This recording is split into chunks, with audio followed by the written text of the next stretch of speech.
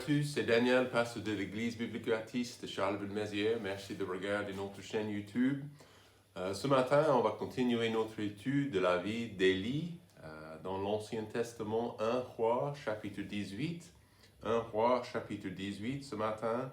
Le débat pour la vérité. C'est le titre du message ce matin, le débat pour la vérité. 1 Roi 18. Ce qu'on va faire, on va commencer avec verset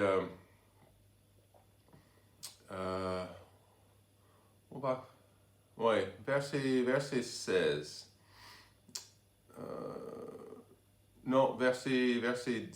Verset 16. Abdias s'en alla donc à la rencontre d'Akab et lui fit son rapport, et Akab vint au-devant d'Élie, et aussitôt qu'Akab vu Élie, il lui dit: Est-ce toi, perturbateur d'Israël?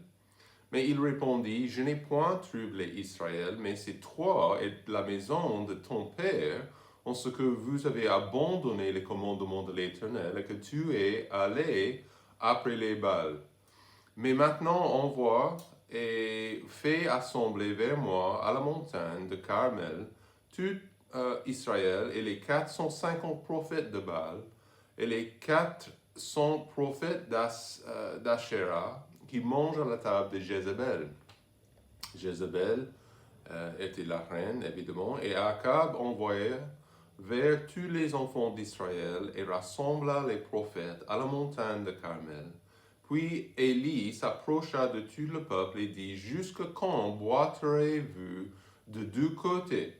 Si l'Éternel est Dieu, suivez-le, mais si c'est Baal, suivez-le. Mais le peuple ne lui répondit pas un mot. Alors Élie dit au peuple: Je suis demeuré seul prophète de l'Éternel, et les prophètes de Baal sont 450 hommes. Qu'on nous donne 2 jeunes taureaux et qu'ils en choisissent un pour eux, qu'ils le dépècent et le mettent sur le bois, mais qu'ils n'y mettent point le feu. Et je préparerai l'autre taureau et je le mettrai sur le bois et je n'y mettrai point le feu. Puis invoquez le nom de votre Dieu, et moi j'invoquerai le nom de l'Éternel. Et le Dieu qui répondra par le feu, c'est celui qui sera Dieu. Et tout le peuple répondit en disant: C'est bien dit. Prions. Cher Père Céleste, merci pour la précision que nous avons grâce à toi, grâce à ta parole, grâce à ta vérité. Je te demande de disposer nos cœurs, de guider nos pensées et de nous donner le courage de ce prophète dans ce passage. Et face aux gens plus nombreux, face à beaucoup de mensonges dans notre vie, dans notre monde en fait, Père. Donc guide-nous, aide-nous, donne-nous la force et le courage de se tenir ferme pour la vérité. Cher Père, j'ai besoin de toi, donne-moi les justes paroles et guide nos pensées. Au nom de Jésus, nous prions. Amen. C'était à Londres en 1854. Il y avait une épidémie, pas exactement comme le Covid, mais les gens, ils sont tombés malades avec le choléra. Et en fait, dans un petit quartier autour de la rue Broad Street, à Londres, Broad Street. Et c'était un peu bizarre parce qu'à l'époque, beaucoup des responsables, les responsables de la santé pour la ville, et ils ont pensé vraiment que le problème, c'était les mauvaises odeurs. Donc, ils ont traité l'air dans les quartiers, les gens, les familles entières sont mortes dans 1 ou 2 jours. C'était vraiment grave. Donc, ils n'ont pas compris la racine du problème. Ils n'ont pas trouvé la racine du problème. Ils ont traité l'air, mais il y avait un médecin, son nom de famille c'était en anglais snow, en français neige, Donc il a trouvé que c'était quelque chose que les gens avaient buvé. Et en fait, ce que les gens avaient bu, excusez-moi. Et ils ont trouvé le problème que c'était la pompe. La pompe où les gens ont cherché leur eau chaque jour, même dans la nuit. Et ils ont trouvé que c'était pollué. C'était complètement contaminé avec les germes, avec, avec ce virus. Et en fait, ils ont enlevé, comment on dit, le truc pour faire monter l'eau de la source en dessus. Mais la source était polluée et contaminée. Et le résultat, c'était 600 morts dans une semaine, 2 semaines même, dans le même quartier. C'était grave, mais vous comprenez comme moi que si la source est polluée et contaminée, il y aura des problèmes, n'est-ce pas? C'est important de mesurer chaque chose que nous voyons dans le monde et dans notre société. Et il y a des messages transmis à la télé qui ne sont pas vrais. Il y a des messages à la télé qui ne sont pas en accord avec ce que nous voyons dans les Écritures. Il y en a qui va corrompre et polluer l'esprit de chaque personne qui les accepte. Si je les accepte, je vais souffrir dans ma vie privée et dans ma vie personnelle. Donc, il y a énormément de messages. Ceux qui sont vrais, beaucoup plus qui sont en fait faux. En fait, nous sommes dans une bataille pour la vérité comme des chrétiens. Combien de personnes n'ont jamais entendu ce qui est vrai selon le Créateur? J'ai parlé à ma voisine il y a 2 semaines. Je l'ai encouragée de lire la Bible pour elle-même. Mais c'était comme quelque chose de bizarre. Elle n'avait jamais pensé à lire la Bible pour elle-même. Au lieu de ça, elle regarde beaucoup de reportages, beaucoup de choses par rapport à la télé, par rapport à l'évolution, toutes sortes de mots et scientifiques, et elle les avale et elle les accepte sans même penser que ces messages sont faux. Combien de personnes sont comme ça?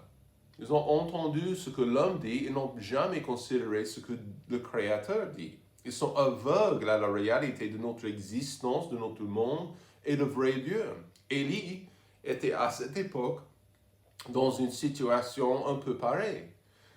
Il était en Israël et voilà, le peuple était entièrement donné à l'idolâtrie.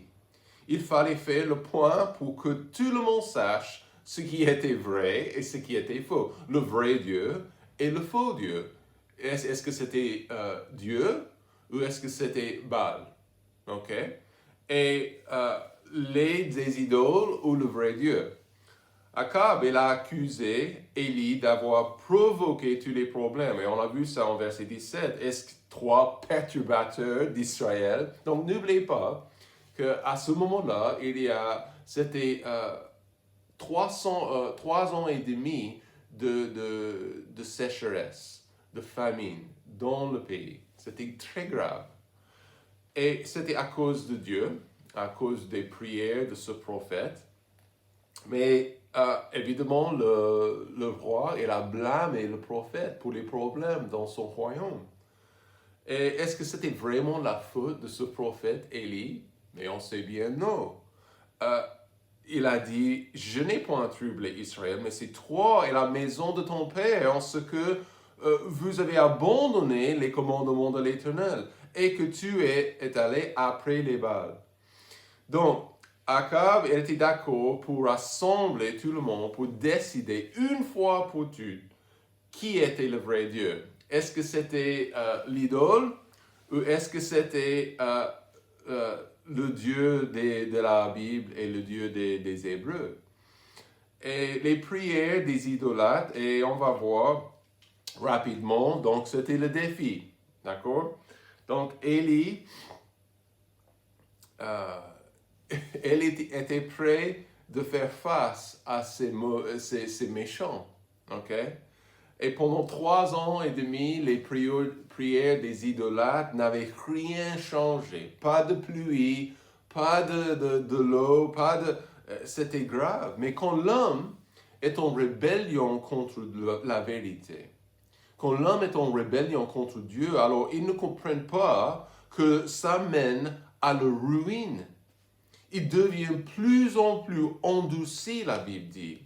En Romains chapitre 1, verset 18, la Bible dit « Car la colère de Dieu se déclare du ciel contre toute l'impiété et l'injustice des hommes qui retiennent la vérité dans l'injustice. » Vous voyez ça? Ils retiennent la vérité dans l'injustice.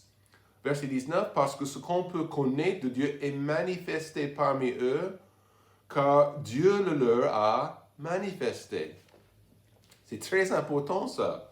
Chaque religion est-elle aussi bonne que l'autre? C'est la question. Les gens me posent cette question régulièrement. Et quelle est la réponse? Nous avons la réponse dans ce passage. Okay? Pouvons-nous simplement trouver les points en commun pour être ensemble?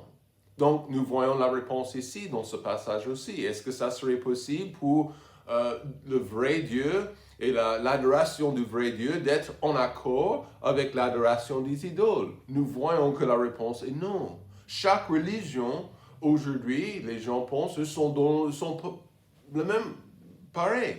Ils sont dans le même bateau. Mais dès le commencement, nous avons vu que ce n'est pas la volonté du Créateur. L'adoration de la lune chez les Égyptiens, l'adoration des chats chez les Égyptiens, l'adoration de la création ou des autres, ou l'homme même, ou l'argent, ou à cette époque des idoles de Baal et Asherah. Et cette idée que toutes les religions peuvent être ensemble, cette idée est fausse. Et nous voyons ça, donc aussi dans la Bible, à la tour de Babel, en Genèse. Donc Dieu n'était pas d'accord que tous les gens étaient rassemblés autour d'une leur propre religion, et il les a séparés. Les faux dieux, l'idolâtrie, étaient strictement condamnés dans les Écritures par le Créateur. Jésus a condamné aussi la religion des pharisiens. Donc vous savez ce que le monde va dire. Plusieurs passages, deux petits passages de Timothée 4, verset 3. Car il viendra un temps où les hommes ne souffriront point la saine doctrine, mais que désireux d'entendre des choses agréables, ils s'amasseront des docteurs selon leur convoitise.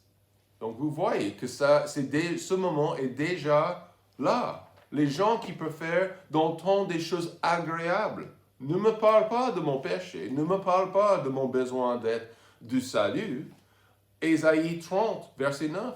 Car c'est ici un peuple rebelle, ce sont des enfants menteurs, des enfants qui ne veulent point écouter la loi de l'Éternel, qui disent aux voyants, ne voyez point, aux prophètes, ne nous prophétisez par la vérité. Dites-nous des choses flatteuses. Voyez des illusions. Ça, c'est exactement la situation que nous avons dans notre monde aujourd'hui.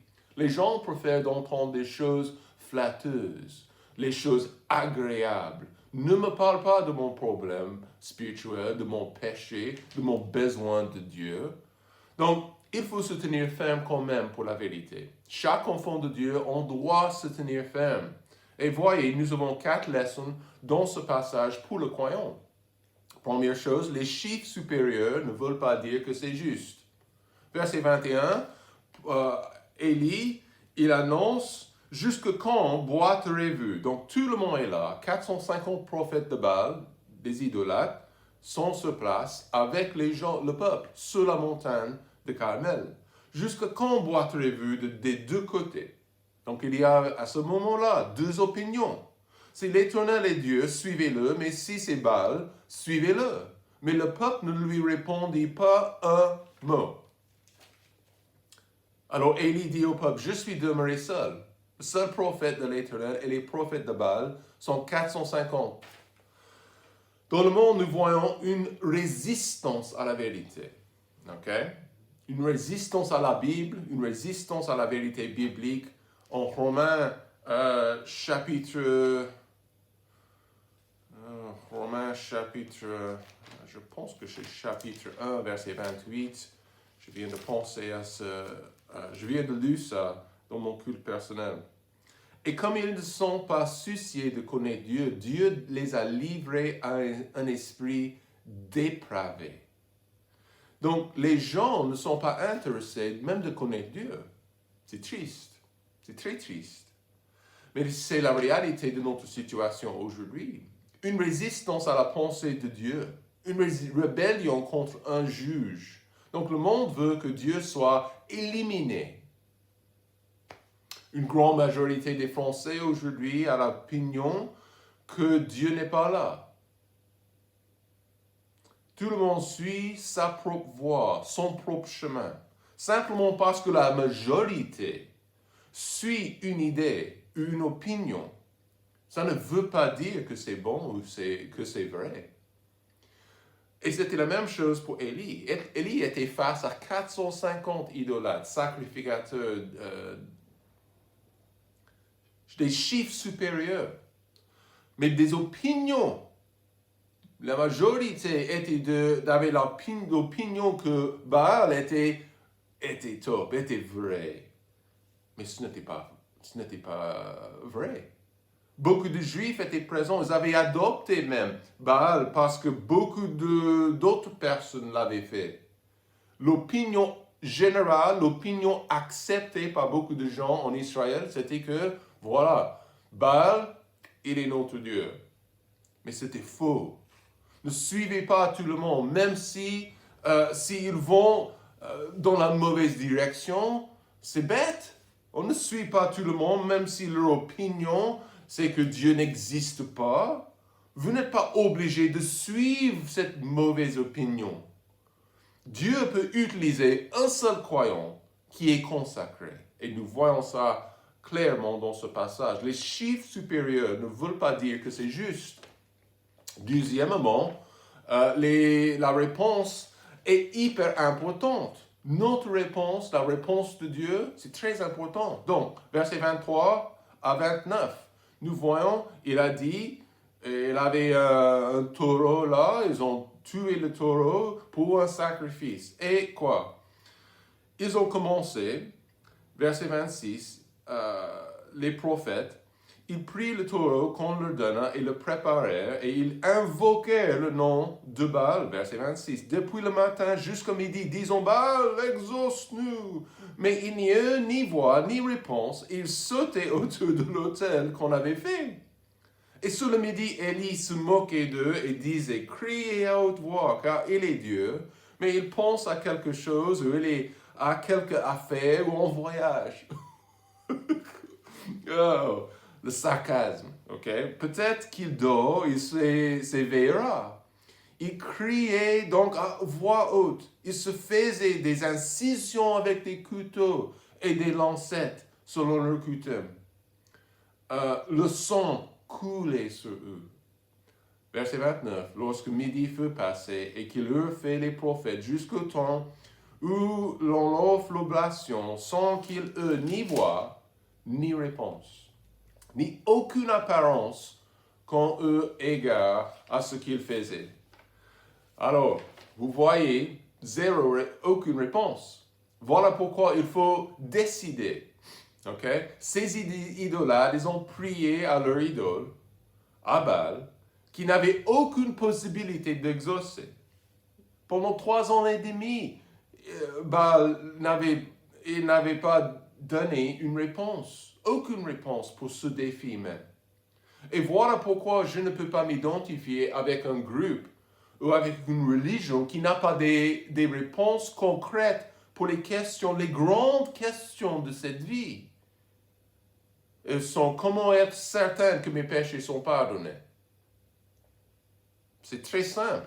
Mais combien de religions ne peuvent pas donner une réponse claire et honnête? Comment avoir la certitude de la vie éternelle? Je ne trouve pas ça dans l'Église catholique. D'être certain. Je ne trouve pas ça dans les autres religions. Je trouve des doutes, je trouve des questions, Mais dans les Écritures, dans la Bible, je trouve la vérité et je trouve les réponses claires pour ma vie personnelle. Comment avoir une communion sûre avec Dieu? C'est très simple. Mais combien de ces religions et ces groupes et ces sectes ne peuvent pas donner une réponse? Exactement comme ces idolâtres, ils n'avaient rien reçu, zéro réponse de leur Dieu. Quand une organisation, une religion ne peut pas donner ces réponses, alors c'est un échec. C'est une grosse faiblesse. Donc ça me dit que ils ne sont pas vrais. Nous avons la parole de Dieu, pas la parole des hommes, pas la parole des fausses religions.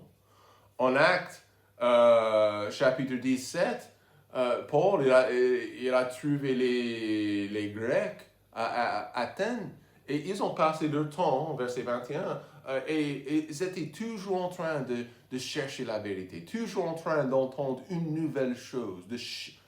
Mais attention, il y avait énormément de mensonges à cette époque et à notre époque aussi. Numéro 3. N'ayez pas peur de faire une distinction. Verset 30, et on n'a pas le temps pour tout lire, mais puis Élie, il a préparé son sacrifice. Mais il a versé énormément d'eau. Donc, à cette sécheresse, c'était quelque chose d'énorme de prendre toute cette eau pour le mettre sur le sacrifice. Et il a commencé à prier. Voilà, verset 36. Éternel Dieu d'Abraham, d'Isaac et d'Israël, qu'on connaisse aujourd'hui que tu es Dieu en Israël et que je suis ton serviteur et que c'est par ta parole que j'ai fait toutes ces choses. Exauce-moi, exauce-moi, et que ce peuple connaisse que c'est toi, Éternel, qui es Dieu, et que c'est toi qui ramènes leur cœur. On n'est pas obligé d'être timide face aux mensonges de ce monde. Donc ça arrive parfois que nous sommes intimidés. Nous sommes intimidés par la voix du monde. On ne sait pas faire, comment répondre. Et donc ne soyez pas intimidés. Ne soyez pas intimidés par ces incrédules. Maintenant, Élie fait une grosse distinction entre le sacrifice des faux et le vrai Dieu. Et donc, il a fait cette distinction entre l'incapacité des idoles et la puissance du vrai Dieu. Il a préparé le sacrifice très très mouillé avec l'eau pendant cette sécheresse, donc ça serait bizarre. Mais verset 30 aussi, et il a dit, approchez-vous de moi. Il voulait que tout le monde sache, tout le monde voit ce que Dieu ferait après il a prié. Et il voulait que tout le monde comprenne la distinction entre les faux dieux et le vrai Dieu. S'il vous plaît, la bonne doctrine, la réponse biblique, le sang versé du Fils de Dieu, on ne peut pas s'identifier avec des autres groupes qui refusent ces choses. La bonne doctrine, le Fils de Dieu, la divinité de Jésus-Christ, le sang, son sang versé pour nous.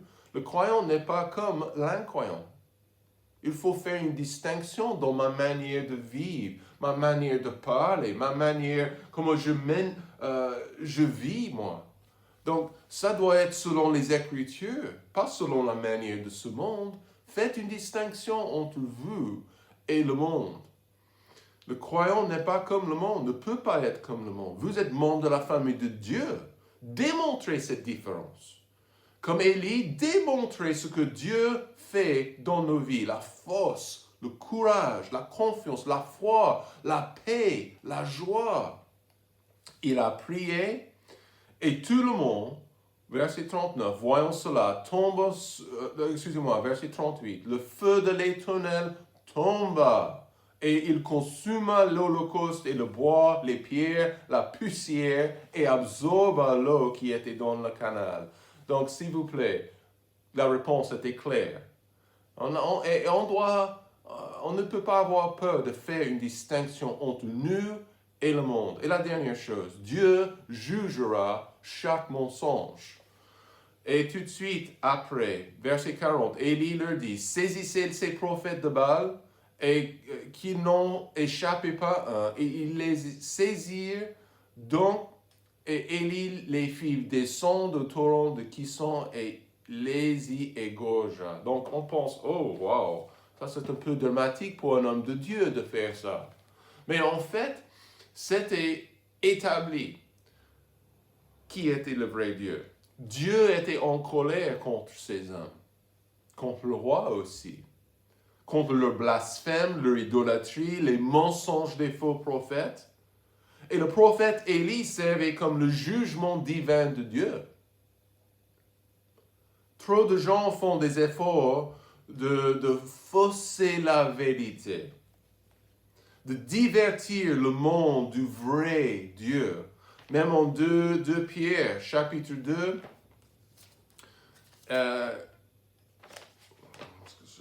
chapitre 2, verset 12. Dernière partie du blasphémant ceux qu'ils ont en point périront par leur propre corruption, recevons, attention, le jugement, recevons le salaire de leur iniquité. Ils aiment à être tous les jours dans les délices. Dieu va juger ces gens qui faussent la vérité, qui divertit les gens de la vérité de la parole de Dieu. Et en fait, à ce moment-là, le mensonge qu'ils avaient créé, c'était fini. Dieu dit, c'est fini. Et il a envoyé son prophète pour les juger. Un de ces jours, Dieu lui-même va juger ces mensonges qui sont partis dans notre monde. Il va le faire. Et il va le faire parce qu'il est divin et il est juste. Et il ne peut pas supporter cette méchanceté. Ces hommes qui ont été tués sur la montagne de Carmel, ils avaient passé 3 ans et demi en train de tuer et sacrifier, de faire des sacrifices humains, des enfants, des jeunes. Et Dieu ne le supportait plus. Et il a jugé le mensonge. Un de ces jours, calmez-vous pour le croyant, calmez-vous. Dieu va juger chaque mensonge, sûr et certain. Je vois la fin de la Bible. Je vois que c'est Dieu qui est le juge et il va l'accomplir. Un de ces jours.